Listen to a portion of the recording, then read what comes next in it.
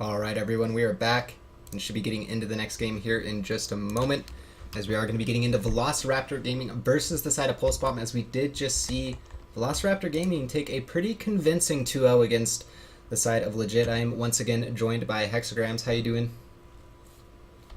Doing great. We mentioned that Miker might be on this team. It does not look like he is in the roster lobby for today, so it looks like all of that was for naught.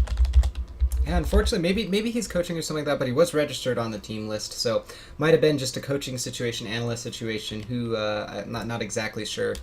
Could investigate afterwards, but nonetheless, some of these names, of course, not ringing a bell. So definitely off of my gut or off of like the I guess the prima facie way of looking at it is that it is going to be a win most likely for Velociraptor Gaming. But at the same time, this could be a team of pug stars who've definitely gotten good synergy together. Individuals who have had that scrim experience. Not exactly sure because I haven't seen these names float around too much in the scene. No, nothing's really ringing a bell for me either. Of course, there's Hexo on that team, which is apparently my Brazilian counterpart, because he's got the Brazilian flag there, just an O at the end of the name. So I'll be rooting for him just based on what he calls himself. But other than that, I would tend to agree with you that I would expect this to be Velociraptor Gaming's match to go through. We'll see if Bowser can just kind of continue his domination. I imagine if these teams have seen each other play, or maybe you were even tuning in, that Bowser would be the first guy you want to try to deal with, or at least watch your high ground for those Reapers. But you got a couple of players here with top 500 icons, so definitely some good mechanical skill. Ghostiyama, we didn't talk a ton about him, but his Reinhardt play was nothing short of just rock solid, which is exactly what you want out of a Reinhardt. The only time he had an errant charge was when a fight was already pretty much won and they had it in hand, so been good play out of him. So no one's really made mistakes on this Velociraptor team, and I think for teams in these tiers, that's something that really can elevate you, because other teams are going to make mistakes. You can capitalize on it, and if you're playing rather flawlessly, positioning wise and things like that, you're going to have a good advantage over most teams. I completely agree with that, and I kind of want to maybe drive the discussion towards a little bit maybe of some specificity here. But Bowser, you bring up, of course, his Reaper play was disgusting, especially on King's Row. Now, maybe a little bit on the fault of the side of Legit, not doing the most to control him or check the corners. We saw in the play of the game he was just camping basically on that right side near the main choke. But I kind of want to ask, do you feel like maybe they want to push it towards Dorado or King's Row? Maybe get off the back of Bowser's play, because of course defense and offense there. Reaper is very strong on both those maps, and especially King of the Hill goes without saying.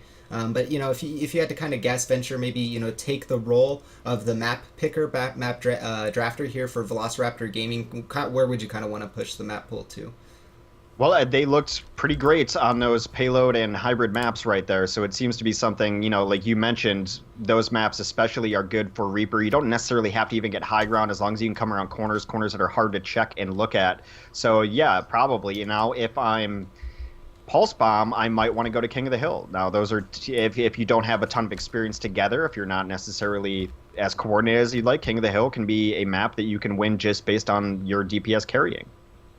Okay, yeah, I can definitely agree with that. And where do you kind of stand with that logic on 2CPs? Because in the European scene right now, especially like teams like Rogue, they definitely kind of have it as like a pocket pick, it feels like. Although that being said, FaZe performed very well on Temple of Anubis against them. But it's kind of interesting because the North American scene right now is just kind of completely avoided the 2CPs. Like, it's just stuff they don't want to play. And of course, that's the sentiment at the beginning. But now the European scene is kind of like, hey guys, this is actually pretty fun to play. We like playing this. There's some cool strategies we can pull out. Yeah, I think Rogue just probably practiced more on it. That's what I really took away from their ESL victory anyway. They just looked much more comfortable on every aspect of that, which I think is really smart, knowing that those maps are going to be in the pools nowadays, especially that tournament that you're going to have to play those maps. They just looked better at it. Those require a stunning amount of coordination too, and I also think that those maps really benefit when you have a player like Tavik on Genji, because I think Genji is great on all of those maps. There's so much verticality on nearly every single assault map, so if you have a great Genji, you can take advantage of that. I generally still am kind of weary of those maps, just how they're designed, but it's something we've seen lately, and teams are going to have to adjust to it. Yeah, the time bank system making them at least a little bit more playable in the eyes of the professional players and competitive players, just because that snowball factor is kind of checked back by the fact that we'll get them next time. We know what they want to do, their compositions, but definitely, and also Mei is like one of the heroes that goes hand in hand with that discussion, I feel.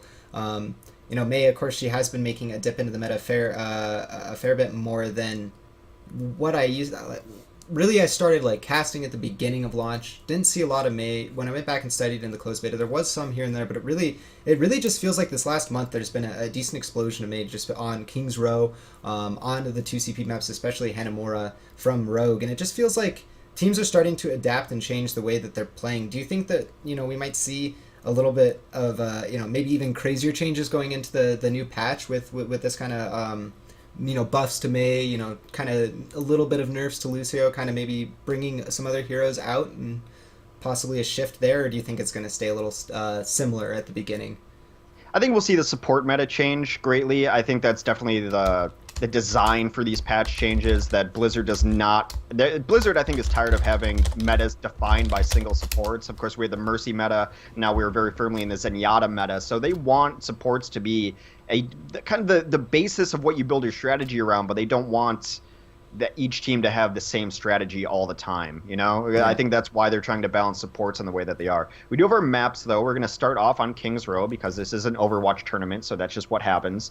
Then we're going to Route 66 and then Dorado, so a little bit of a switch up, but I think if you're Velociraptor Gaming, you're pretty happy that it's both Kings and Dorado in the pool. Yeah, Route maybe not favoring if you want to stick strictly to the line of logic on Bowser plus Reaper, that whole ordeal.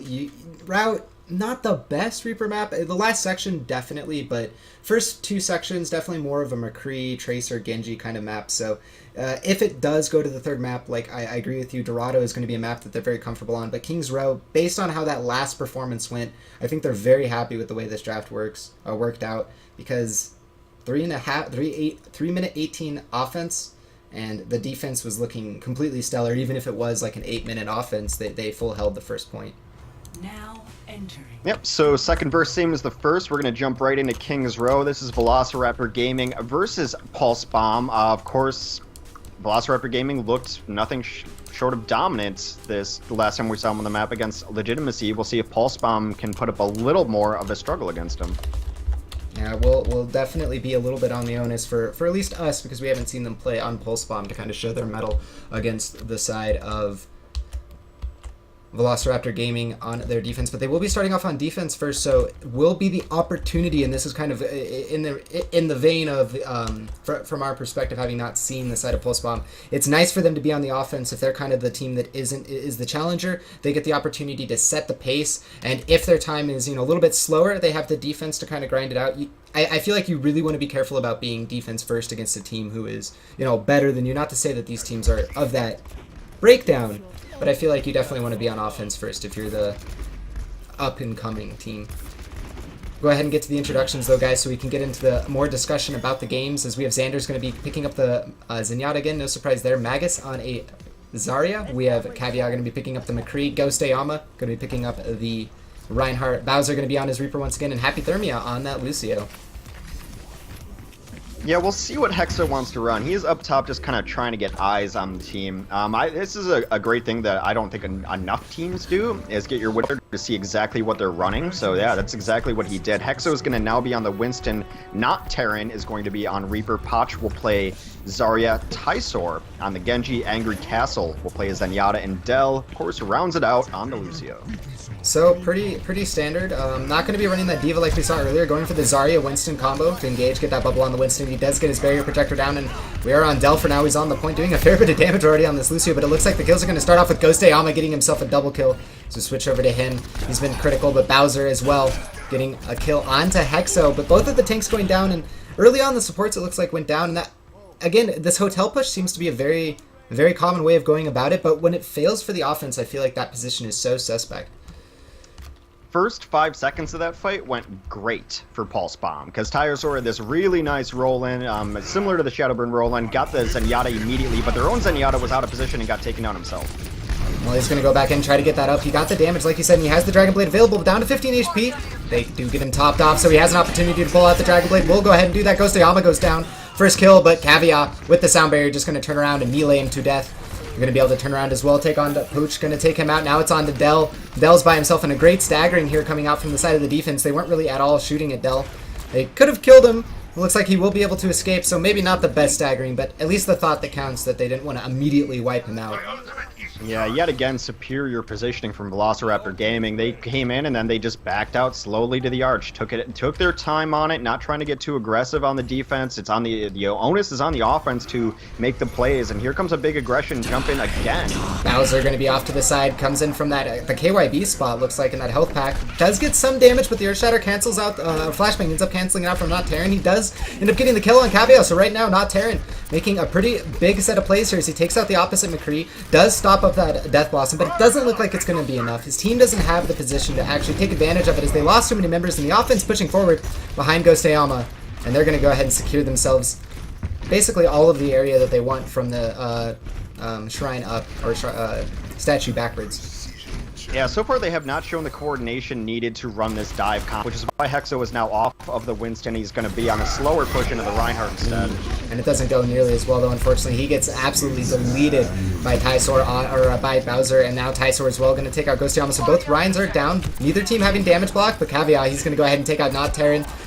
Or actually, no, sorry, he takes out Tysor with the help of Magus, but does clean up Angry Castle at the end, and Magus as well. Gotta start talking about him a little bit here. This Zarya play has been really, every single time his team is in a suspect position, I feel like that Zarya is getting the exact barrier that he needs. If we just look at his charge, he's taking the right damage. He's, doing the pro play of just eating fire strikes when he needs to. Here comes the Reaper on the Death Blossom, gets the assist from the aforementioned Magus with the allied shield. Another complete cleanup from Bowser. He just owns that side of the statue. Yeah, and it was completely telegraphed if you're watching Magus's point of view, as of course Bowser was sitting on that, immediately bubbled as he ran in. Flashbang tried to do something, but that's the awesome part about running a Zarya, and the Graviton Surge will come out, speaking of her, from the offense, but then it doesn't look like they're going to be capitalizing on it. A great combination, are using that Transcendence, however they do combo off the barrier on top of it, but it looks like the defense is getting the better fight here. Magus still alive, doing a ton of damage as he's on that high charge, focusing down his opposite number, going to be able to take out Potch, and it looks like Angry Castle did get the trade onto Bowser, but you can see that the offense just doesn't have the beef, their tanks, the heroes to actually take the fight and take it prolonged. They're going to back off and re-engage here, though, as the reinforcements are coming in. The offense has that shorter respawn. Yeah, they're going to have to fall all the way back through the arch here because they're getting better spawns. I mean, that was the best fight they've had so far just because it came down even. Now they're in great position. Here comes a Deadeye. But not going to get anything out of it. Again, though, I like to bring up what you say. Velociraptor Gaming having great positioning there with the backup as the Graviton Surge does go up, and a Tysor Death Blossom doing exactly what we've been seeing Bowser do, and it looks like it's going to be enough for them to go ahead and take the point, but this is going to be in overtime. So far the defense, although they might feel a little bit cheated that they didn't get the full hold, they should not be too upset. Already sitting at 4 minutes and almost 20 seconds here on the stopwatch, 4.5 minutes, and they haven't even got to the streets. Yeah, just losing the 3 there. I mean, they were able to trade out, which, based on their previous fights, was better than they'd ever done, and the reinforcement time is so much longer for the defense. They're able to take advantage of that, get in good position. They had to burn ults to get through there, but we're relatively even on ults here, as neither team has anything.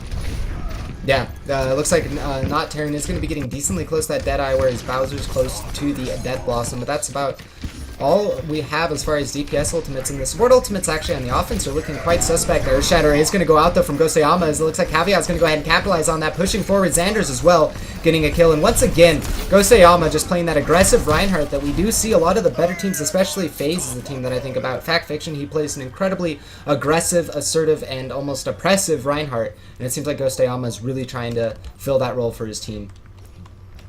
He's got that golden hammer. I mentioned him before we started this set here, too. He's just played rock solid, has never really been out of position. That's exactly what you want from your Reinhardt. Yeah, the tank play has been pretty phenomenal all around from Velociraptor.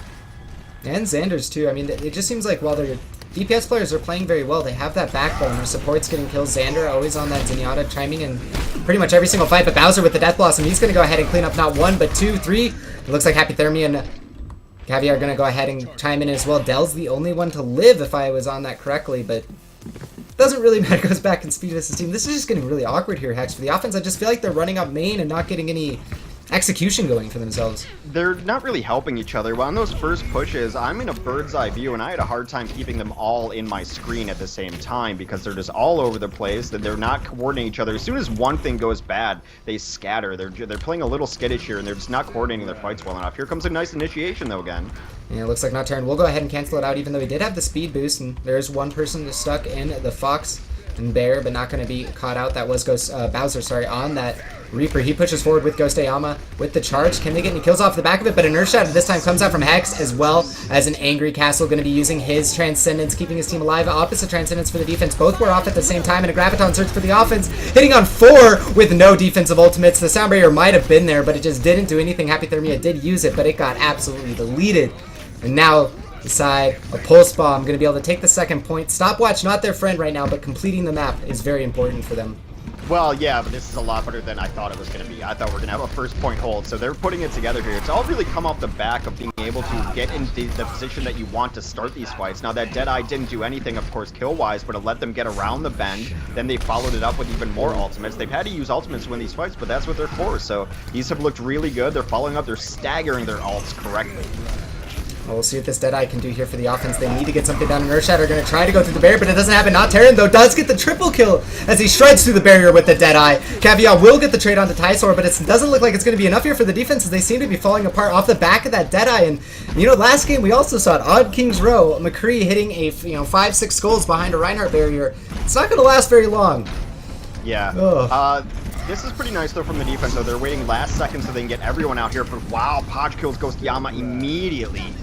And that's just going to make it very hard for them to defend, but it looks like they are just going to go ahead and back off for now, possibly looking for the re-engage. They do have the ultimates to do it, and they are going to go ahead and push in now. They have the Transcendence. Posh is going to take out Caveat. Death Blossom going to come from Tysaur over the top of the payload, and it will go ahead and secure them to cap on the point. They weren't able to contest, afraid of that Death Blossom for good reason. 7:54 is the time that I got, and that is definitely a long time, but not the full map, to be honest. They did end up completing it before the 9 minutes that the map, looks like we will have a quick back to lobby real quick, but yeah, could have been a little bit worse.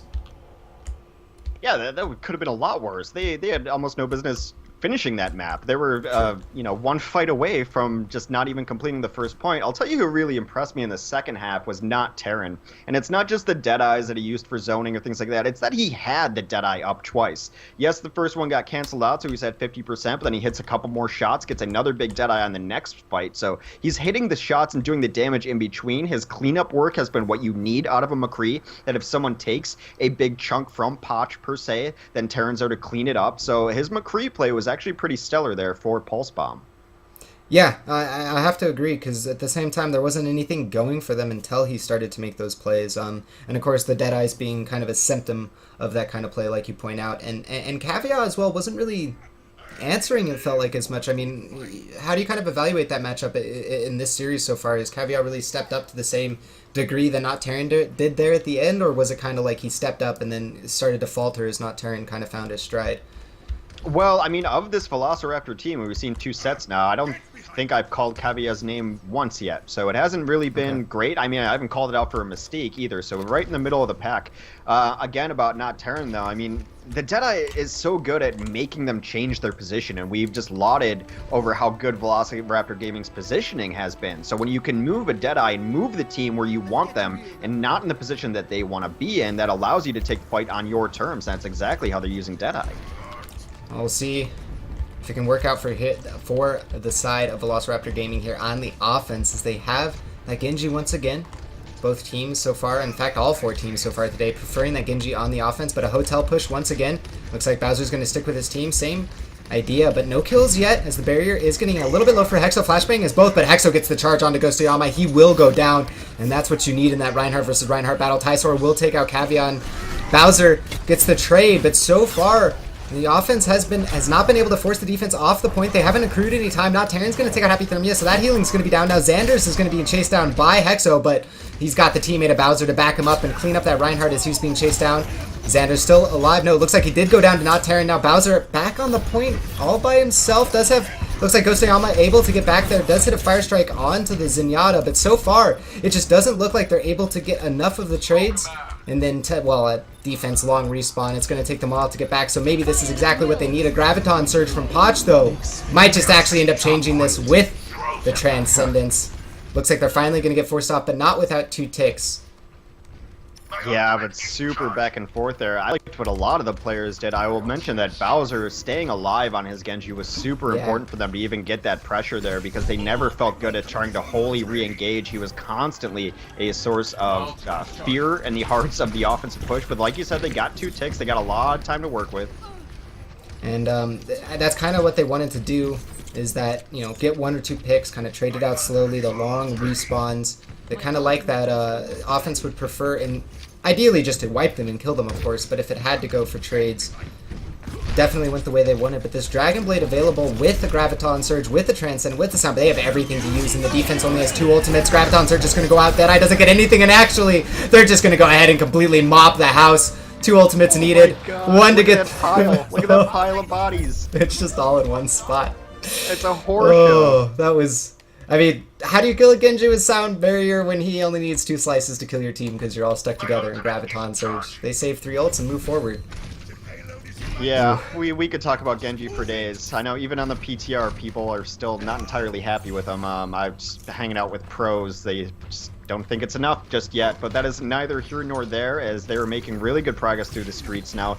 Weird rotation coming out. Look at this. They're all coming through top. Yeah, they're going to go for a major flank here, trying to catch them off the archway before they're ready for it. But Ghost turns around and looks like it's a Fire Strike on Not Terran as he's jumping down, and that's just going to shut that down every single way. It could have gone for the offense, and their dreams did not happen right there. Looks like the offense wasn't quite ready for it. Velociraptor Gaming didn't perceive it until it was happening, but their reaction time to it was very clean. I think they had a notion of it, though. I think they heard it, actually. Okay, sound yeah. design being so important in Overwatch. You saw them kind of hesitantly move back there. I've never seen a defense move on that rotation before, and I think I just saw why you don't see that happen. It just doesn't work. It's a high-risk, high-reward play. If they do take that fight, maybe they can set up a very restrictive arch hold on the streets phase, but like you said, if it goes bad, it just goes really bad. Caveat gets himself a triple kill. Deadeye, the Graviton Surge not quite working out the way they wanted to. Angry Castle, one of the last few remaining members, he's actually fighting it up against Xander's right now, as we have a Zenyatta versus Zenyatta duel, but it will go to the favor of Xander's as Bowser comes in and chimes in. But that Graviton Surge, kind of weird, ended up pushing Caveat over the head of Reinhardt as he was charging in. Yeah, so we hadn't said Caveat's name at all today. Gets a really nice Deadeye right there. Gonna switch it off onto an offensive Tracer. And they have 4 minutes remaining, so maybe just looking for... I mean, I don't see Tracer a lot specifically on this portion of the map. You know, of course, Genji, Reaper, McCrease, Soldier not that much at all lately, but as the defense is going to go ahead and engage here.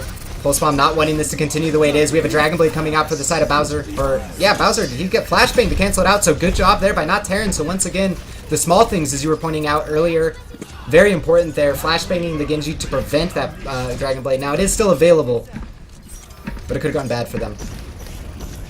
Yeah, look at Tysaur up here. He gets spotted out, though. They give him the bubble to keep him alive. They were looking for the giant drop-in. They're not going to get it here, so now the offense is going to feel very safe to aggressive giant Graviton. And a giant flank from Bowser as well. He went around that full left side platform high ground. Once again, the same thing. It just seems like this is their execution. I mean, that's another thing that I'd like to point out, because maybe the defense might not get another opportunity here to hold. We'll find out in a second, so we'll hold that thought. Tysaur will go ahead and dash in, but he has to rewind immediately, and the payload will go ahead and make it. And as you guys can see on the stream, clearly over 3 minutes remaining left on the stopwatch, so that will be a 1-0 going so far in the favor of Velociraptor Gaming, or Velociraptor Gaming. Well, that's a mouthful, but what I wanted to kind of, or I guess, ask you or kind of point towards is that you were mentioning communication, you're mentioning the coordination here between Velociraptor Gaming, but it seems like a lot of the time that's what it's coming down to. Their wombo combos are super clean. They're working together as a team, like you said, and it seems like when things aren't going well for Pulsebomb, it's the opposite. And jitters, not maybe communicating, comboing ultimates. Well, I go back to the old adage that everyone's got a plan until they get punched in the face. And that is, the best teams are the teams that once they lose a player or things start going bad, they don't panic. And they continue with the plan and they continue playing well. And it just looked early on, especially for Pulsebomb, that when something started going wrong for them, it all went wrong. It all just kind of crumbled around it. However, I will say that they got better and better as that map went on. They looked really, really weak early, especially in their early pushes. Then they really brought it together, had some nice positions. positioning movements, had some nice ultimate coordination to finish out that map. So maybe they're warmed up now. I don't know if they actually even had to play their round of 16. So maybe it is their first game of the day. So they definitely got better as it went on. But it does appear that Velociraptor just has their coordination down a lot more. Yeah, and honestly, on the note of not Terran too, as you were talking about, it kind of started to light up at the end, not only with those great dead eyes, but the small things, flashbangs, canceling out ultimates, positioning, flanking, tagging the targets that he needs to. I guess there's kind of like two parts that I want to bring up. One, route, definitely a little bit more favorable towards good McCree play, longer lines of fire, kind of hard to flank big Earls, but there's definitely opportunities there. But the second point I wanted to bring, or second thing maybe to ask you is, do you feel like there's a lot of coordination right now between the McCrees and the Zenyatas? Are they hitting the Discord shots, the team shotting well in that respect, or is there one team that's kind of maybe doing more? Why we saw not Terran lighting up a little bit?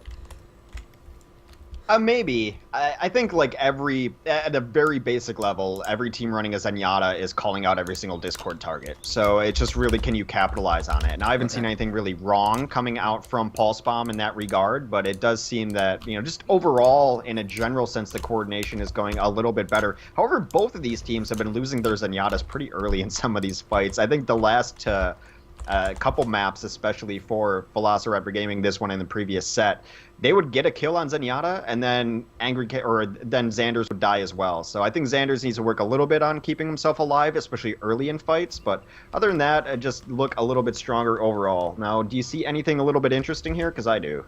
Yeah, we're definitely going to be seeing the Ana here on the defense first.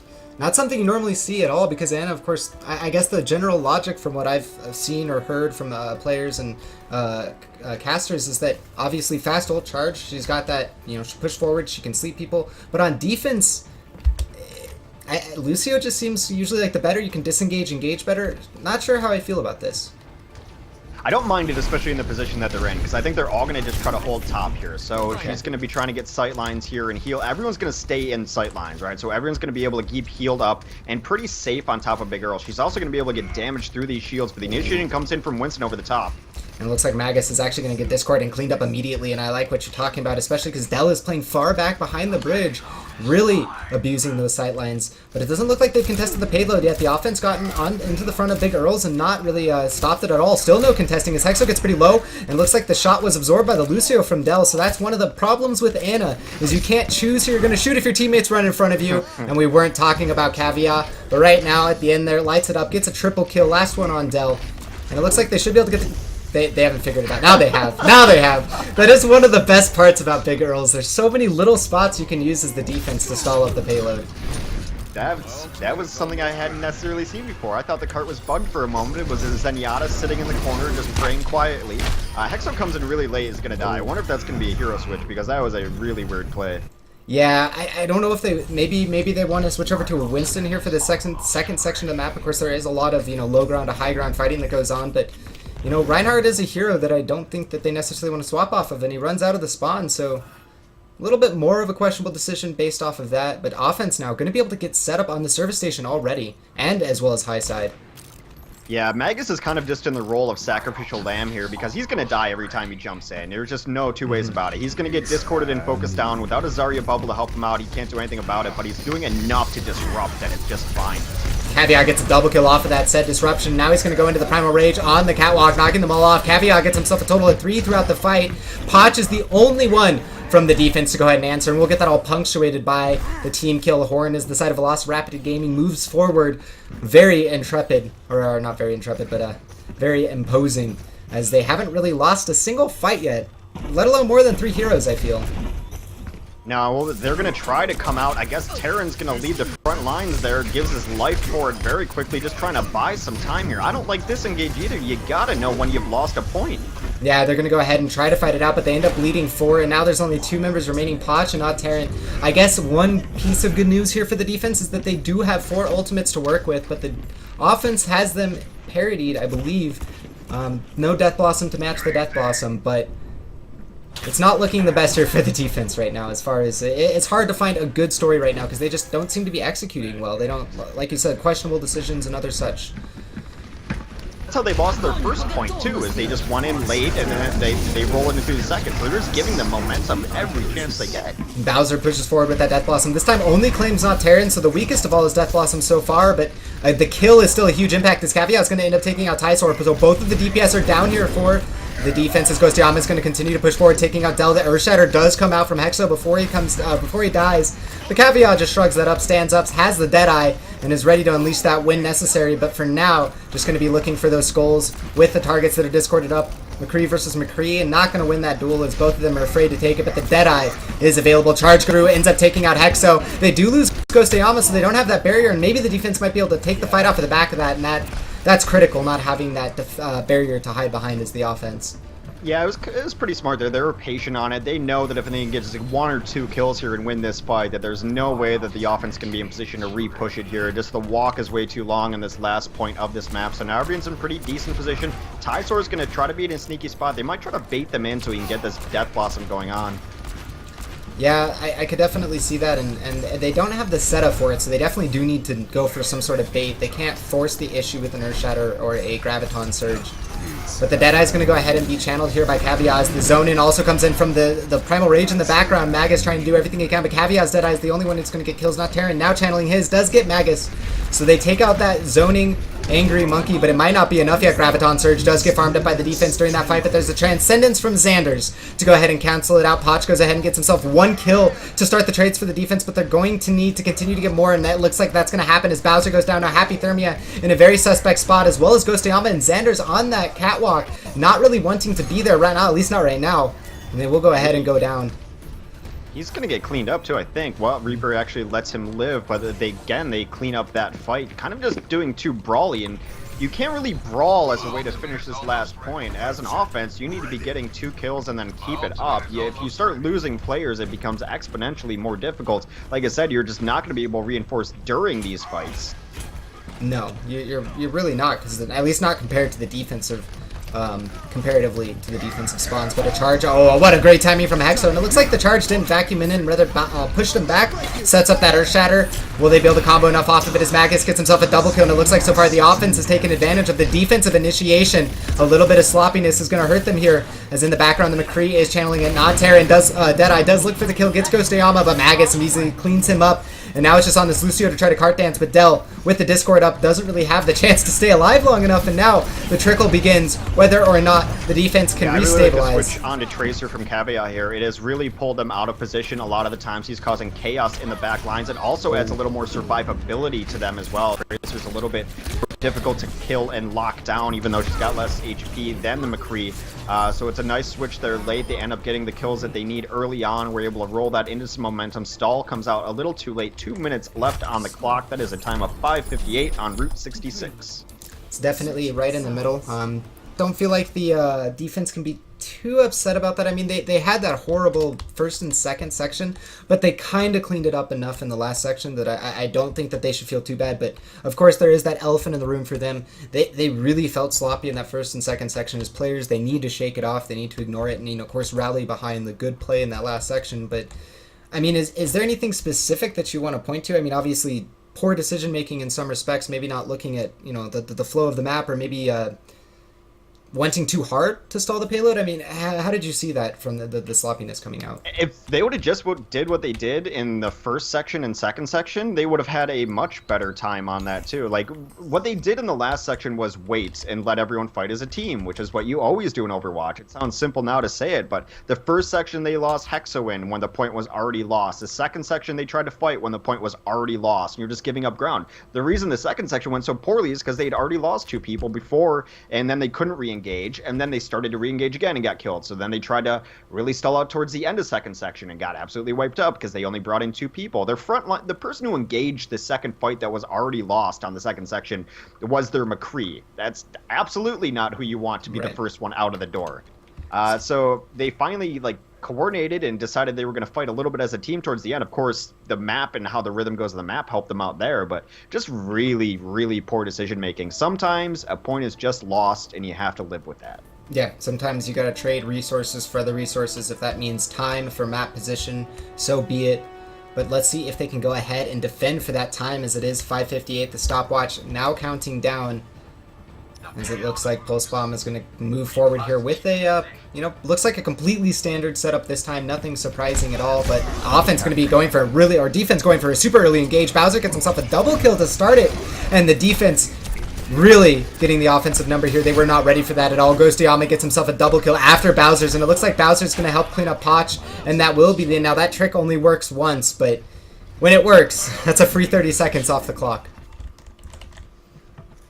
Yeah, that's an interesting play. I think they were just a little bit mad about how long it took them to finish out last there. They're taking it out on them, and a full team wipe right there. So now it knocks the team down, takes like about a minute off the clock, and now it's kind of start where you'd rather start anyway. Yep, set up on Big Earls. They have that nice positioning. They can just go to the front of it to go ahead and install the payload, but as the offense continues to move forward here, defense hasn't really... Nope, there we go. They go for the engage, and this seems to be kind of the MO of Velociraptor Gaming, loving to go for the engage rather than wait for the offense to engage into them, as Caveat gets the kill onto Not-Terra, and Dell will trade onto Ghostyama, so they get the defense of Reinhardt down, so maybe that'll buy them an opportunity in the next fight, as this run is very long, but Caveat, and along with Bowser, cleaning up pretty much all of the remaining offensive heroes, so that might just be negated by the fact that all of the offense died. Yeah, maybe Caveat heard us talking about him, because he looked like a completely different McCree on this map than he had previously. Now it's a great McCree map, but I think he might just be playing a little bit better. Bowser's in a really cute spot here. They're going to try to bait in the offense. They're going to get on the comms and let him know when he can jump in for the Death Blossom, but they just go over the top. Dell is going to take out Xander, so that is going to be pretty important. I guess he was close to the Transcendence. Not going to have that for this next fight, but they do have the Sound Barrier. Bowser with the Death Blossom is going to negate everything I just said, as he cleans up any of the members that could have threatened any lives needing to use that Sound Barrier. And this is a situation where the defense, well, even if they don't hold this point, if they have their wits about them and they lose the fight fast enough, their ultimate charge, they can definitely set up to defend wherever they want to with these ultimates. Yeah, Reyes and McCree working together, as the lore would have you indicate. They combined for 5 kills there. Bowser got in the backline. It didn't look like it was going to be the greatest Death Blossom. Both the supports ended up walking up into it. Hexo going to try to get some space here for his team with that Primal Rage. They haven't been able to get on top of Big Earls or zone them out. Caveat, once again, Deadeye going to get 1 kill after he cleans up Hexo with the left clicks, it looked like, and Dell trying to stay alive on the point, but there's going to be a Graviton Surge sucking both him and Anger Castle, and Booch is going to get hit by the Earth Shatter, and they're going to go ahead and just use both control ultimates to go ahead and clean up the rest of the fight. I don't necessarily agree with that. That was kind of a one fight to throw the Earth Shatter at, but nonetheless, they are doing a good job defending so far. Yeah, Ghostyama's doing enough damage on his own. He's playing a really aggressive version of Reinhardt, especially on this map. He's going for charges a lot more than he did in the first set anyway, so he's going to have Earthshatter up pretty quickly just based on how he wants to play as Reinhardt.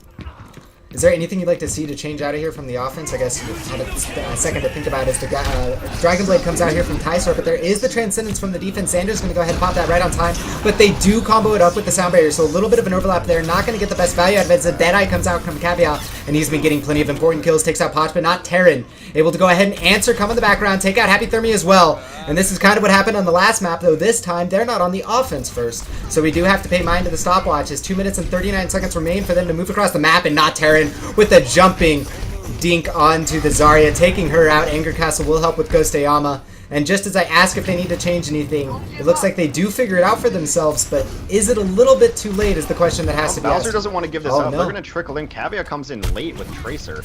And they actually get the 2 kills, you're right. They're stalling it up pretty hard here. Offense will continue to get the push, though. They do clean up Caveat. Happy Thermia dances for a little bit, and Xander's just standing there. Once again, playing that cheeky role of hiding in a spot where you wouldn't expect to see somebody stalling up the carpet. That will be Dell, and Tysor going ahead and cleaning up pretty much everyone. Pooch as well going to go ahead and chime in, but that will be the end of that point, and the offense will go ahead and take it. But again, I pose the question to you, Hex. There's 2 minutes left on the map. It's getting close to mathematical impossibility, but it's rough nonetheless. Yeah, the thing they changed that actually made that fight go a little better is they got off the D.Va. The D.Va had done absolutely nothing for them. It was just flying in, getting chunked. The D.Va mostly just fed Ghostyama his Earthshatter every time he needed it, because he's just chunking through her, not really scared of it at all. They switched to a Zarya, which is doing much better for them, but they finally get that fight, but that was a really long stall. Deadeye coming out. See if not Terran can get anyone with it, but unfortunately I think that's a little bit of a lack of synergy between their 2 combinations there. So it looks like Bowser's going to take out Tysor, but the Primal Rage zoning everyone out of the High Noon. Not going to get anything done with that, but there's a Graviton Surge, and Ghostyama just going to swing away inside of it as a Deadeye, but this time comes out from Caveat, but no one's knocking him away. No Winston to push the targets away. It doesn't look like any kills are going to come out of it, but the zoning effect pushes the offense into poor positioning, and it looks like they are going to be able to capitalize on it. The side of Velociraptor Gaming, and they have pretty much secured themselves this map. It would take a miracle, if not outright time travel here, for the side of Pulsebomb to actually take this map. And what an apt name for time travel is, of course, Tracer's ultimate is Pulsebomb. But it's going to be hard here for them. It's going to be really, really hard. It's almost impossible, actually. Well, one more fight to decide it all anyway, so Yep. Potch is going to come in, they're going to try to get their Graviton into Dragon Blade, see if that works, but it's going to be going into 2 support ults, they shouldn't get anything out of it. Well, they do go ahead and get the Graviton Surge, but not needing the support ultimates yet. Maybe just waiting on them a little bit too long as Nocturne gets himself 2 kills, but the Death Blossom coming out of Bowser. We've seen this before. He gets quite a few kills when this ends up happening. Double kill so far for him. Doesn't get that quad that we've seen before, but does get that double. Will end up taking out Hexo with the assistance of Ghost Ayama. Potch to follow as well. And that's just going to be the game, and that's going to be the series in a wrap. 2-0 to the side of Velociraptor Gaming as they are on a tear to meet the future opponents of Sodipop. As we'll be updating the brackets in a second, but it looks like this should just be it. Last moments of fighting and hope here, but nothing really left here for the side of Pulsebomb as they say GG. GGs do come out there. I think it was mostly just Velociraptor Gaming makes less mistakes than their opponents so far. Just some big, especially on Route 66 from Pulsebomb. They had a decent showing on Kings Row. They looked a little bit better there. There's some names on this team I would probably see in the future. I thought Not Terran had a couple of games. I thought Potch played a really nice Zarya throughout. Yeah. Of course, Zarya never gets the credit she deserves. Agreed. It's one of those situations where it's. I feel like as the game gets more and more developed, we talked about more and more, it'll be a lot easier to get into those discussions. But for now, of course, Zarya, like you say, I have to agree, goes a little bit undermentioned. But Potch was really honestly on the kill feed to kind of solidify that. Was the only hero I saw consistently in those trade situations where they had already lost maybe 1 or 2 heroes. His name would pop up. But then also the other name that I kind of want to highlight there or go along with is. Oh, excuse me, having a mental break here, or a mental lapse. Actually, no, I wanted to phrase a question to you. So you had mentioned, of course, that Velociraptor Gaming decision-making, positioning seems a little bit better, or at least better in comparison to the other team. Would you go ahead and take the next step with that logic and say that they just maybe outright won because of that they were that much more effective with their synergy, their teamwork, and that was like the driving force, or would you more put it on individuals in that game that kind of won their matchups, won the duels?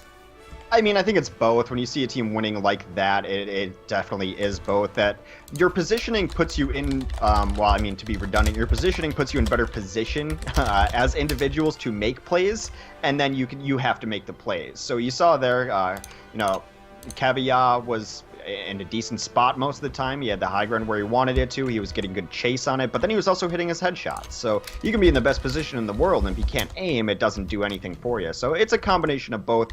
Definitely overall, just from my vantage point and my third-person eye in the sky, the positioning was just always vastly superior. And then when people in Velociraptor Gaming got in trouble, got themselves in bad positioning, there was always 2 or 3 of their teammates there to help them out, because they called it out, and they like, I need help here, and they'd get a boop away to save someone's life, or they'd get a shot thrown in there to save someone from a diving Genji. So just overall, it feels like their comms are working really well right now. We'll see how well they hold up as they're going to have to face against Sodipop next in our semifinal. Yeah, that's definitely what we'll be gearing the discussion towards as we kind of do get to the outro here of the round of 8 and get into getting ready for the semifinals. But before we get into the plugs and all of that, there is one question I kind of want to frame to you for this. As far as the X factors go, keys, factors, matchups that you think you're really watching out for. We've seen 2 series of Velociraptor Gaming and definitely had plenty of opportunities to watch Sodipop over the last month and a half now. Really, they've been making quite a few tears in events. Is there any specific matchups you think will help decide this series? Any players you want to specifically call out or look to have perform? I've been a huge fan of Grim Reality, who's on Sodipop now since like months and months ago when I first saw him on CLG, I think was the roster he was on. He was always a standout McCree, and you have to have an answer for that. So I don't know if it's going to be their own McCree, if you're going to put maybe, I don't know, a Tracer can sometimes just bother a McCree enough that he's not as effective. But for me, he has been the story of why Sodipop's been so good, even against the best teams in the world. So a team like Velociraptor Gaming, I think it begins and ends with targeting or dealing with or just trying to find an answer to how do we answer Grim Reality's McCree, because not only has he always been a good McCree, he's playing the best McCree he's ever played right now. Yeah, have to agree, especially after yesterday's performance. So we'll see how he performs and whether or not Velociraptor Gaming can go ahead and shut him down. And if they do, And of course, Agilities will have an opportunity to show his skills and shine. But guys, that will be the semifinals coming up. Of course, if you guys are enjoying what you guys are watching, there is more to come. Like I said, the semifinals, Velociraptor Gaming taking on Sodipop. If you guys would like to follow along on the bracket, see who's won, see what's going on in the top half, or if you guys just like to bracket watch and kind of do your own bracket analysis, you can do that by typing in !bracket. Mobot will go ahead and hook you up with a link. And that also gives you a nice little portal to play.eslgaming.com, which is where you guys can sign up for the Go4 tournaments. You guys can compete yourselves and possibly get to play in this monthly finals. We'd like to give a special thanks, of course, to Thermal Take, as they are the sponsors for this event, and I'm giving away both a Poseidon Z keyboard to the winner, as well as a I can't remember the exact model of the mouse, but they are giving away a Ventus Z to the winning team. So not only, of course, is there huge recognition here if you are able to take out Sodipop, or if Sodipop wins, but there, of course, is some nice gear for teammates that need the setup. But outside of that, guys, special thanks, of course, to ESL. You can follow them at ESL Overwatch on Twitter. But we'll be going to a break, and we'll be back in just a moment, once again, with the semifinals of Velociraptor Gaming versus Sodipop here at the ESL Go4 August Finals.